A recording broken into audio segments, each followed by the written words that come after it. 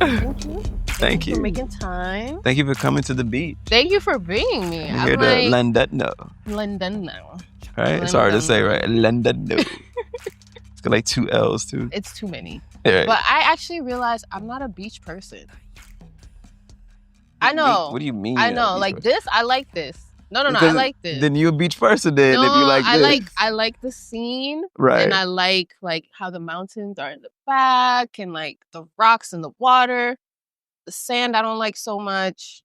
Because you're tripping. You need to put your feet in the sand and talk to Mama Gaia. Weird on my toes. But it's where you come from. You come from this.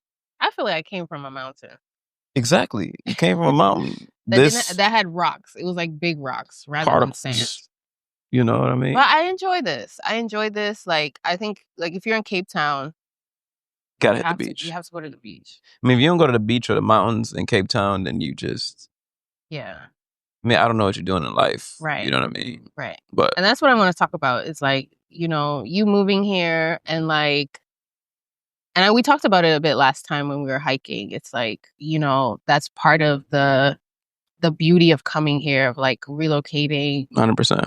And like, you just get all the nature that you can like... Yeah. You know? handle.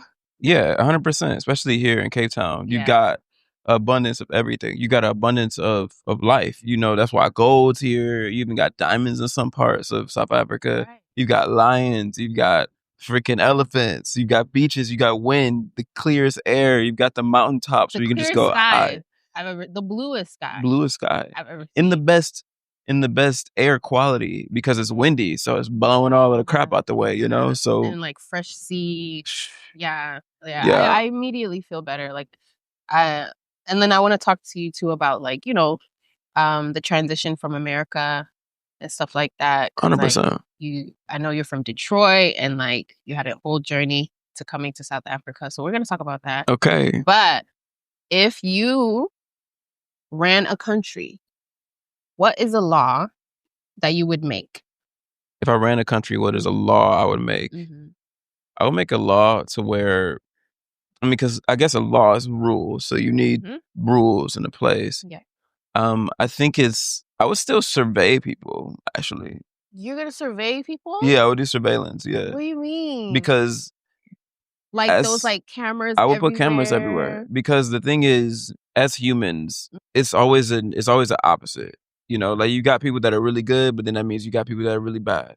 Without any law, there's no order. So if there's no cameras or no nothing, people are going to take, which we know, because we live in a society where people take in a place where there's no cameras. But you go to a place like Dubai where there's cameras everywhere. But it's super duper safe. Yeah. You can walk around anywhere. You can leave your keys anywhere.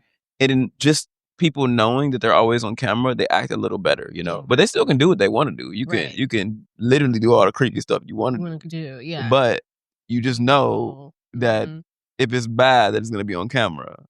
So the thing that I like about it would you display it everywhere? Because I've even thought of that. Like, you're right. I think like, we have cameras everywhere all the time. And now we're voluntarily on camera all the time. Right.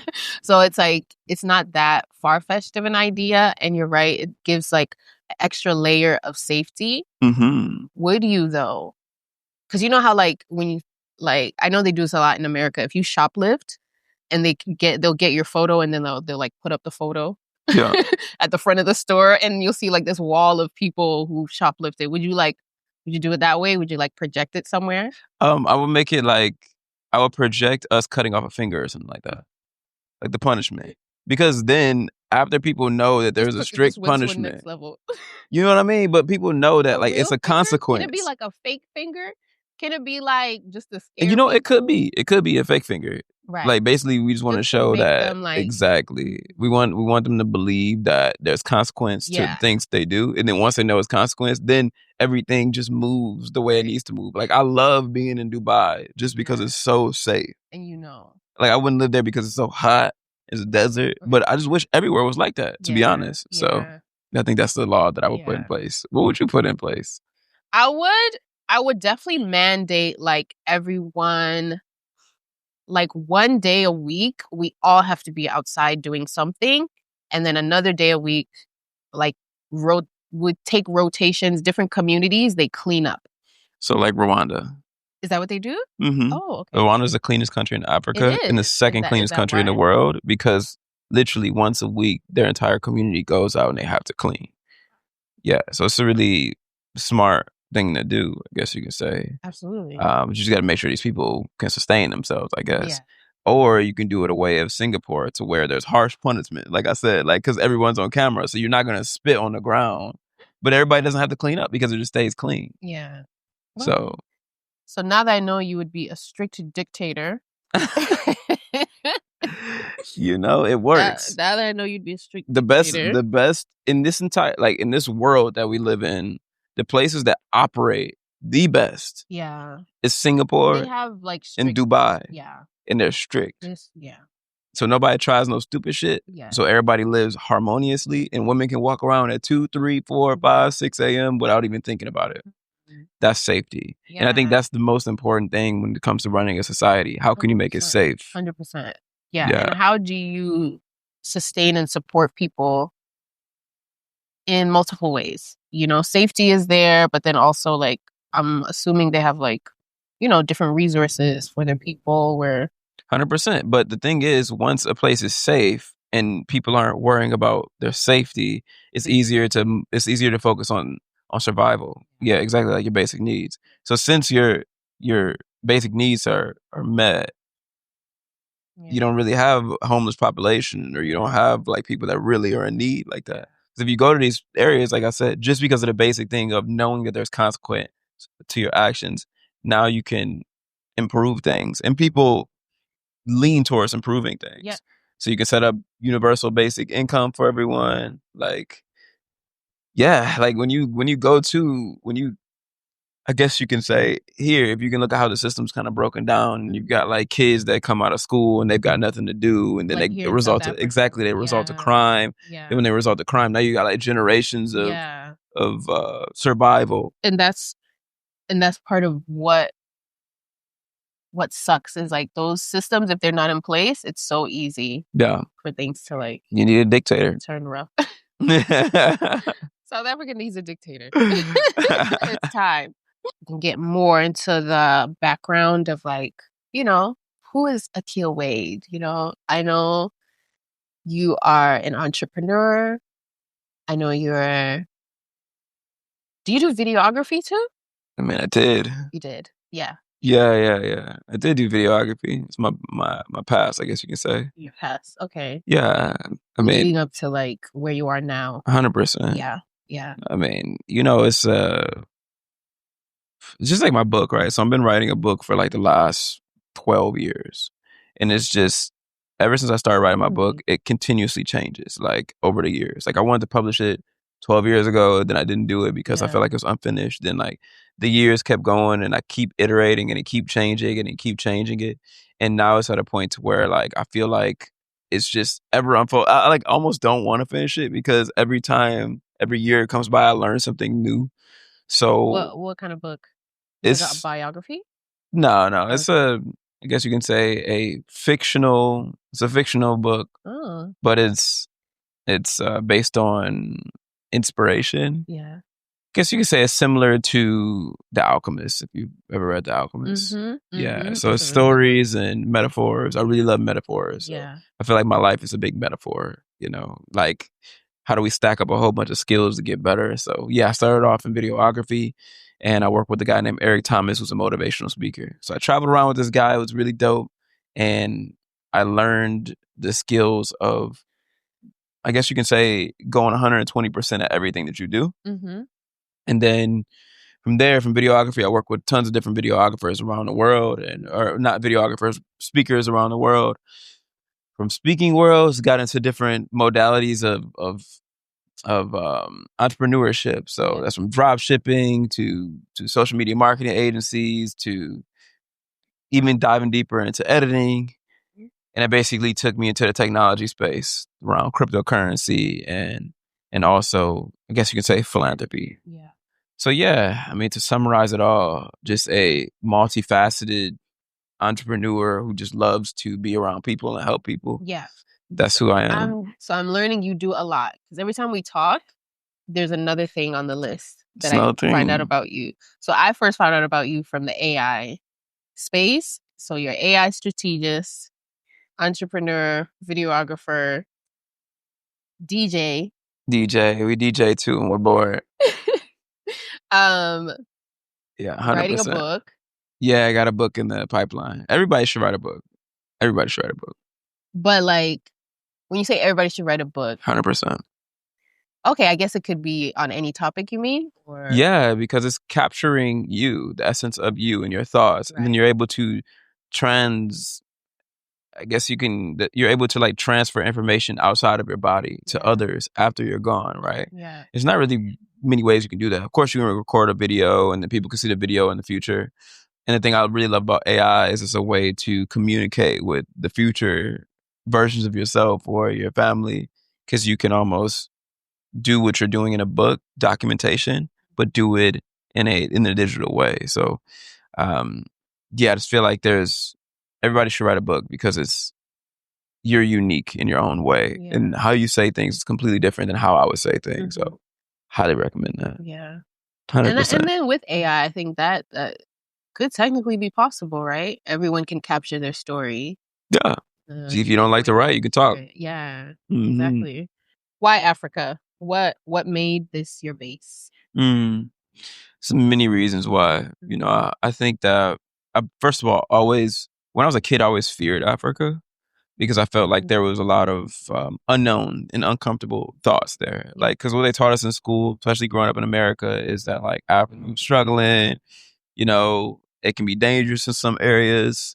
So I was like, man, do I really want to be in a place where I feel bad for people? Yeah. You know, so that was my image or projection that I had of Africa.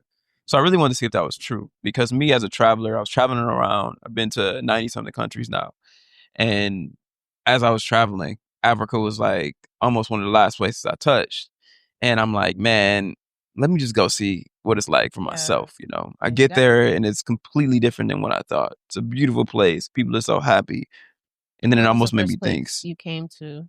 So in Africa, South Africa was the first place I came to. Okay. 100%. So I came here and I was like, wow, this is insane, because it's different than what I imagined.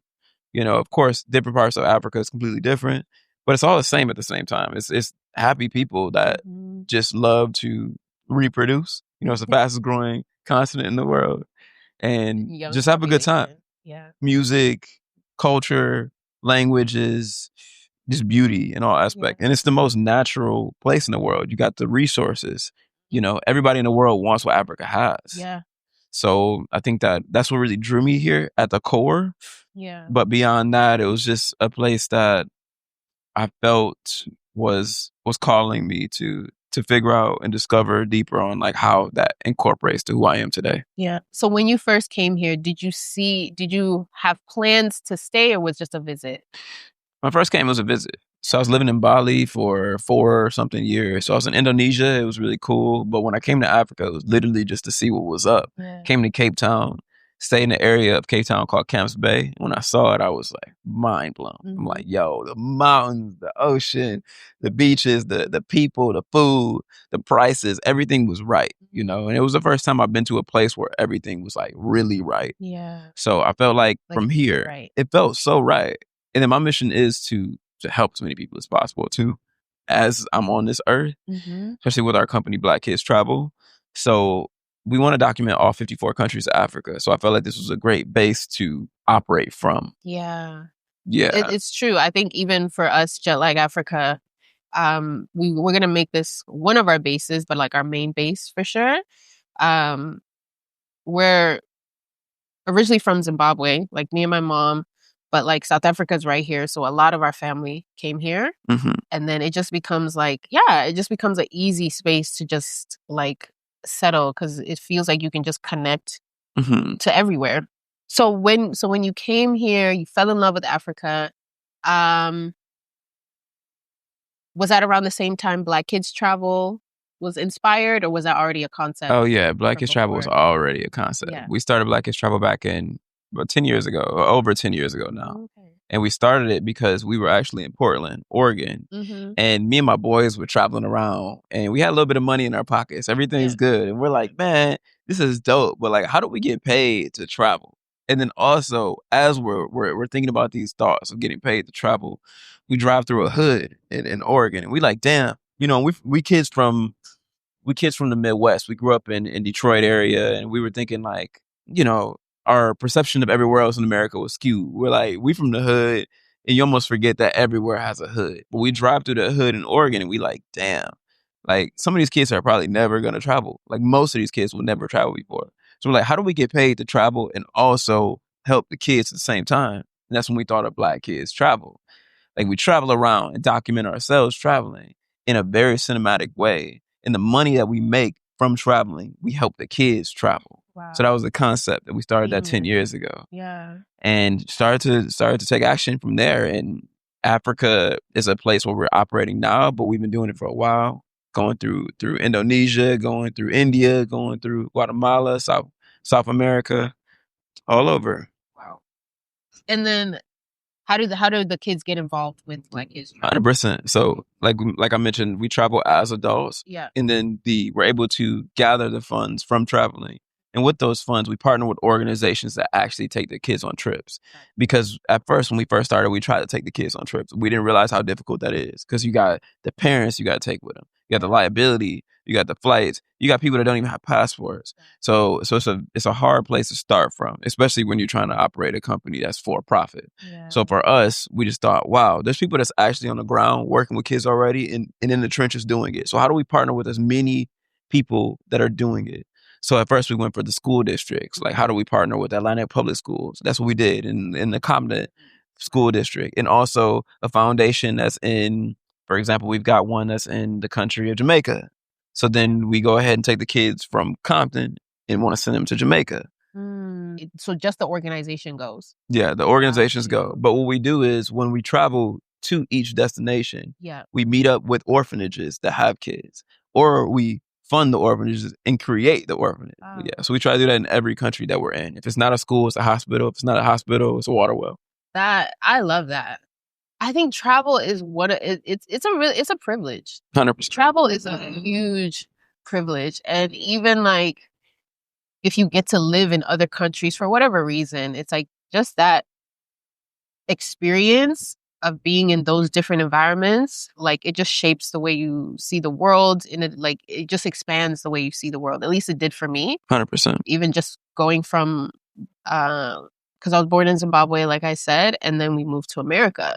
And I think even just having those two worlds that I lived in has like shaped how I see things in such a vast and bigger way. So travel is like... And travel is the biggest teacher. For me, I think that, people look at the schools, they send their kids, public schools or whatever. But for me, my life changed when I started to travel. And that's what I aspired to help as many people do. I remember when I took my first international trip, it was actually to Amsterdam. And I remember when I came outside of the tube in Amsterdam and I saw like all the bikes moving everywhere and the tall people and like all of these like super pale people. I was like, what the fuck? I'm in a different world. It's a different world right now. But then I saw their culture, and then I went to France and I saw like how they eat. So I think that, travel is a humongous teacher, especially in the real world. And you don't have to know the most. You don't need to know math or you don't even need to know English. You don't even know how to speak English properly. But traveling will teach you how to connect with people on a deeper level and also how to see how other people operate, which gives you the ability to upgrade your character. So that's why I really, really believe in travel. I actually hate the process of traveling. Like, I don't like planes. I don't like long plane rides, all that stuff. But like, once I get to a place and I get to soak it up, I'm just in a different world. I feel like I change also. 100%. It expands me. It evolves me. So I love.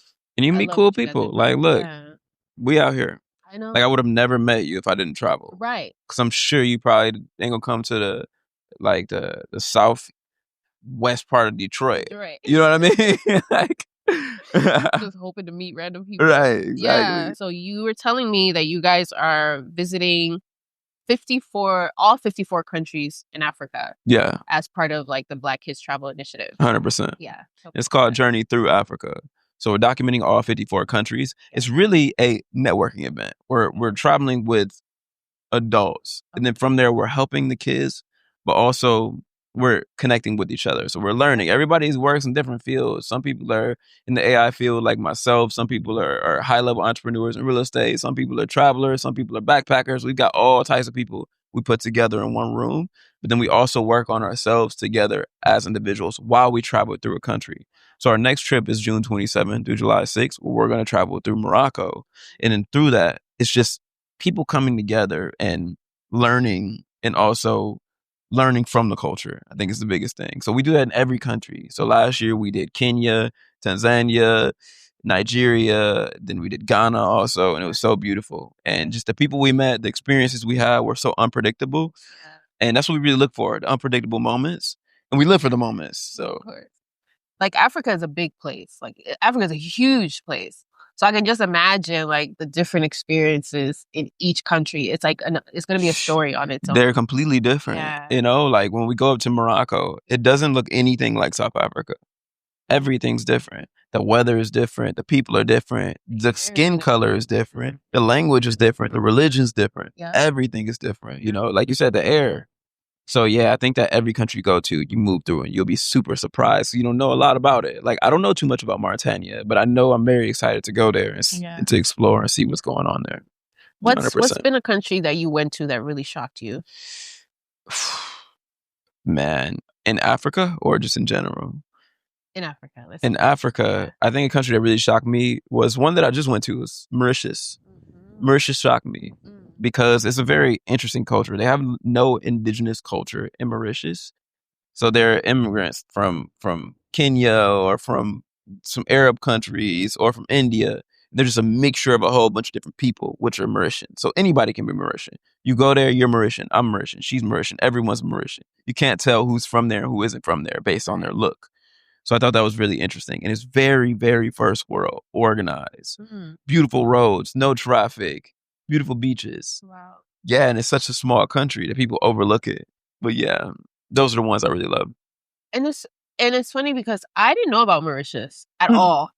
And only because of Jet Lag Africa and having to, like, you know, do my research on Africa. Yeah. I was like, what? Mm-hmm. I had never heard of it. Mm-hmm. And then when I saw it, I was like, if you showed me this, even me being African, it's like there's sometimes when I'm like, that's Africa? Right. That's a part of Africa? That's right. crazy. Because like, it's so beautiful. So beautiful. It's so beautiful. And that's how Africa is. It's unreal. You go to these countries and you like, you think it's going to be a certain way, but then you see, like, I didn't really know the difference between Ghana and Nigeria before. I didn't know that, like, Ghana, these people are busy. They Russian, they more aggressive, everything. People talking fast. Then you go to Ghana and everybody's chill. It's so safe. You walk around at 2 a.m. chilling. They walk anywhere, you know? Yeah. The colors are so vibrant. The food is so good. Like, man, it's just so much culture in Africa, and there's so many things to see. It's so much. 100%. Like for me, I'm at the point to where the trips are so incredible that, like, I feel like people need to do whatever they can to get around successful entrepreneurs that help them grow in whatever business aspect they're in, and also dive into the culture. It's the best way to see a country, instead of just popping up in a city and just like, you know, oh, I've been to Marrakesh. Like, nah, bro. We go to the entire country and it's organized, and we do it luxurious. You feel me? What's one thing you would tell people about AI? Because it's like, a lot of people that I talk to, majority of people are either scared or they just think it's a bad idea overall. So what would I tell those people? Yeah, what would you tell people? Do whatever the masses, do the opposite of what the masses do, right? No matter what. When computers first came out, right? Yeah. Everybody was scared. On the news, they promoted the fear. When you talk to random people about like the internet, they would have told you, you know, oh my gosh, this technology is coming. It's going to make the world a worse place. People aren't going to be connecting with each other anymore, yada, yada, yada. But then you had the other people that looked at it in a positive way. And they're the ones that got Apple.com and the Dells and the www.i, the www.love, the www.dave.com, for example, right? They've literally built the roads for where we operate today. And now those people are multi-billionaires, literally, because they said, oh, I see a new thing coming. Let me jump on it, right? So when I think about the AI space, I think the same thing. Yeah. There's a majority of people that are going to be scared. And in any niche, in any aspect, everyone always are scared because you've got the people at the top or the people that know what's coming next that create the FUD. That's what we call it, right? The fear. And they even have a fear index when it comes to stock markets, right? Like when people want to sell, the people sell the stocks and then the rich people get rich because people are scared. So I think what I tell people is just do the opposite of what everybody else thinks because that's where you need to go. And that's just how this world works, you know? This is the first thing that I would tell people, I would say. And another thing is you can't look at it as something that I guess replaces you. You got to look at it as something that enhances you. For me, it enhances everything that I do. I want to write. I write faster. I want to read. It helps me read faster. I want to connect with people. It helps me connect to people faster. I want to spread my message more to people because I just genuinely want to help people travel, like I mentioned, but it helps me do that more efficient and faster. So it helps me turn into a superhuman. And it helps me do what I'm doing already, but just better. So I feel like a lot of people think that it's like something that they need to like, they don't understand. So they're like, oh my gosh, let me shy away from it. But it's like those things you need to dive completely deep into because if you understand what's coming next, it'll only help you. Yeah. And also like when I was starting to do my research, because I'm like a future thinker. I love to like imagine what the world is going to be in like 20 years. And I love to keep in touch with what's going on. So as soon as ChatGPT dropped, I was like learning all about AI. And one of the things too I found interesting, AI's kind of been around in Long different time. ways. So it's like when people are scared of AI, it's like, well, you've been using it. Exactly. You know, in for years. Like, what, GPS or in like Google. They've been using Google for how long have you been using Google? Google has been using artificial intelligence the entire time. How do you think they know? People say SEO, but it's really artificial intelligence backing it. And they're just releasing it to you. So now you can use it. Yeah. But you've been using it, like you mentioned. It's been around. 100%. It's been around. And you just got to get creative in terms of like seeing the potential of how you can be involved and not feel like you said, you're being replaced. Exactly. It's like it's going to be a whole new world. And for me, it's like we either get to create the world with AI or AI is going to create the world and then we're going to have to catch up. And then it's like that whole Terminator thing that everybody's scared of, but I don't necessarily think it has to go. Actually, let me not. I don't know. I mean, the thing is, like, it's just enhancing what we're doing. Yeah. It's speeding up the process. So as humans, we're going to do certain things. Like, for example, did we invent the phone or did we discover the phone technology? We discovered the phone technology. It was already going to be created. Just someone came in and actually put it together. And it's the same thing with AI. We're not inventing anything. We just discovered it. It's rocks, you know. We look at sand. Sand creates silicon. Silicon plus a couple other rocks and electricity creates a computer. Those chips and all that. It's all been here the whole time. Yeah. Yeah, 100%. Using your wildest imagination, what's one thing that would be cool to see done with AI? Oof. You know, I'm a futurist and some people may disagree with me. And I guess I'm a dictator too. So I would love for there to be some type of chip that's connected to me to where I can go from thought to answer faster. So for example, like if I have a question of, I want to know and how. It's not Neuralink? You can say it's where Neuralink wants to go. Okay. You know, but yeah, I would love it to where someone is in front of me and they speak Russian and I completely understand them without having to think. Right. It's like I can look at them and we can communicate with each other by thought. Right. And I know that that's where things probably will end up. Yeah. But I'm excited to be there. I want it to happen when I'm alive, to be able to communicate with other humans and be on the same page. Say if you're not on the same page with somebody, it's because of communication. You're not able to communicate with them a certain way. Maybe they have emotions a certain way, but to be able to just feel someone and be like, hey, I'm doing it out of love. Yeah. That lack of communication won't happen. And I feel like that's a 1980s way of thinking. It's where we're mad at each other because we can't communicate, you know? So I feel like I'm excited to see when AI really solves communication. Yeah. 100%. And that feels like it would be like a circling back to like, because I love to look at the origins of life, you know? And then they talk about ancient peoples and they say they had their own form of telepathy, you know? Like we communicated with the environment in a different way. We communicated with each other in a different way. Like, So maybe we're just actually coming back to the beginning of things. It's just in a different version. I think that AI is helping us focus on the things we need to focus on, because before we're thinking about survival, we're focused on like so many things that could be threats, literally so many things that really don't matter, right? But AI is genuinely helping us tap into our senses again. Like I'm able to hear the things that are around me, the waves. I'm able to hear the people, the birds chirping right now. But maybe we don't focus on those things enough because we're focused on things that really don't matter. So like you mentioned, like the ancient people may be focusing on other things that seem like telepathy or are telepathy. And we're tapping back into those things because we're able to. So I think my first question is, who's your best friend? Keel, this isn't about me, man. This is about you. This is about us. You feel me? Yeah, we're supposed to be having a fun time at the beach. Who's my best friend? Yeah. So immediately, I have to say Zakisha Brown. Okay. I think I was telling you about her. Mm-hmm. She also knows Les Brown. Mm-hmm. They have the same last name. Mm-hmm. But she's a musician. She's to me, she's like, she's almost unreal. She's almost like I knew about her before I met her. Yeah. You know, she's one of those people where she knows a lot of people. Everybody loves her. She's like, she has this larger than life, like, personality and heart. But why do you think that is? Why do you think she knows a lot of people and she's that type of person? She's just a pure, genuine personality. And you think more people should be like her in life? I would love that, but as I get older, I don't expect that or need that. Yeah. When I was younger, I used to wish stuff like that.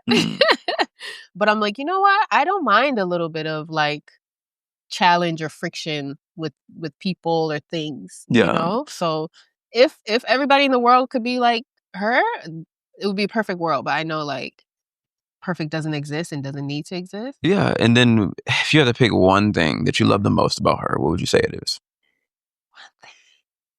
I think her heart. Like I was saying, she has like a larger than life. Like I've seen her through so many life challenges and different situations where other people would have made a different choice, but she always like, you know, tries to do the right thing, tries to do the selfless thing. She goes out of her way to create peace. She goes out of her way to, you know, keep the humanity alive, keep the love alive. And I learned that from her. Okay. So, yeah. Yeah. I think it's always an interesting question to ask people that, because you find out a lot about the person that you're asking. Yeah. Because usually what we admire in others, we admire about ourselves the most, right? So just knowing about the heart, you know what I mean? So yeah, I think this is it's a really, really beautiful thing that you see that in her, and I'm sure she sees the same in you. No, I think we do. We definitely talk about that a lot, and that is one thing we do wish everyone else was like us in that sense. Because it's like when we get it, the rare times we get into conflict with people, it's like we want to mend the situation. Yeah. So we put away our egos, and it's like, okay, let's really get to the heart of this. Like what's actually going on. But like, you know? Okay, where's she at the moment? She's actually, so she lives in Ghana now. Okay. She was born in Canada. But how do y'all get to this point? Like, I know when we talked, you said Zimborn, then you was in Canada, then you moved to all these spots and stuff. Now you in South Africa. But like, yes, I know you can physically get up and move and go to a place and travel and stuff like that. But like, how do you get to a point to where you actually can make that jump, you know? And I know from talking to you too, you're not the person that type of person that you like love to get on a plane, like you said. You're not the person that love to travel physically or to get to that place, right? Or to be bouncing to different countries all the time like a backpacker. But like, how do you make that jump? There's so many people that are so scared and don't even leave their neighborhood. And then they say that they're travelers and they may live in America or something. And they're like, yo, I've been to Florida or I've been to Vegas or whatever. But like, how do you make that jump to like leave your environment completely where everything is unfamiliar around you? You just have to. You just have to do it. It's kind of just like, you know, making yourself get up and go to the gym. Even though you don't want to and there's reasons, you'll have like excuses. But it's like once you put your shoes on, you get your things and then you just go, you figure out as you go. Like for me, it was like I like to plan ahead. Yeah. With everything. So it's like, I remember my first like trip by myself. I was so scared. I had like the longest checklist. I checked it like 1,000 times. I packed like from like 2 days before. I was like organizing from even months before. And when I look back at it now, I was like, I did all of that because I was so apprehensive. I was so scared, but like now I've traveled so much that like I'll pack like 2 hours before my flight type of thing, where it's like, oh, this is easy. This is not that hard. This is like, you have to realize, like, I think people look at where they live as their home and that's it. But to me, the world is our home. Like, Earth is our home. So I started telling myself that too. And I used to do this meditation. It was like a root chakra meditation. And, part of the root chakra is like, being grounded and what you consider your base, what's your home, what's safety. But when I would do that meditation, I would say, the earth is my home. The earth is my home. I'm a global citizen, right? And this is before I even started traveling, because back then I had like, different lists of places that I wanted to go, but I didn't even know how I was going to get there. But yeah, I think it's like, open your mind first to see the world as your home, and then you allow yourself to now be open to possibilities of traveling.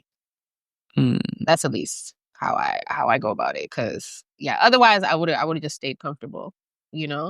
Sometimes even just traveling in your own city feels like, oh, hey, I get around. Right. I get to travel, but it's like, no, you gotta really like get out of there. You just gotta go. You just gotta get out of there. And then even if you don't, I think people too, a lot of difficulties is money. Yeah. Money and like those kind of things. But you don't always have to have money. You can don't. like dive into, community organizations and community initiatives. Yeah. And actually, just to touch on that point, but I remember like the most travel that I've ever done in my life has been when I was really actually like the brokest. Yeah. Because I stayed at hostels, which was insane. It was super cheap, like $4 a day, $4 to $8 a day. It was insane. And then I also like got the train tickets, which was like pretty cheap in Europe, and I was saving more money than staying in the States where I was living. Because with my bank account, I would spend it on rent, or I would spend it on like groceries, or I'll go out with my friends. But instead of doing that, I just spent that on traveling around different countries, and it was actually way cheaper. So I think that a lot of people have this misconception like it's super expensive to travel around. Yeah, if you go to London and you broke, it may be a little bit harder, but you can go to so many places in the world that isn't London or a big city. And even in a big city like Amsterdam, like I said, I was 16 or whatever when I first went to Amsterdam, and I stayed at a hostel. It was called the Flying Pig. So I think that there's always a way to do it, no matter what. Okay, y'all. I think I'm actually a beach person now.